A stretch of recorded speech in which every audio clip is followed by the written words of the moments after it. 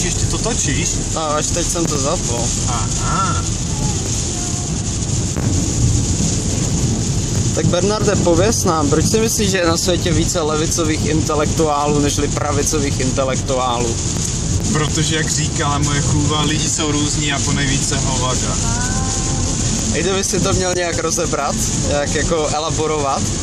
Kdybych to měl elaborovat, tak bych parafrázoval svoji kamarádku Eleaň, která jednou řekla, protože nemají co dělat, tak mají čas žvástat. Prostě lidi s pravicovým smýšlením jsou lidi pracující, kteří vytvářejí nějakou reálnou hodnotu, tudíž nemají tolik času formulovat své myšlenky na papír a nějak sebe prezentovat se.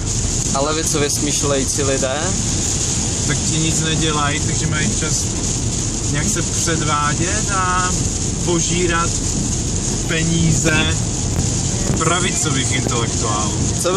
Co by si řekl třeba na takového známého levicového intelektuála slovinského původu, myslím, Slavoje Žižka?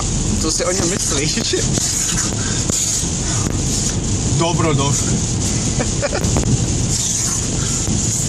Nemám teď nějaký vytáhaný triko, nevím, nedokážu se do něj teď vcítit, ale pozdravuje. OK, díky.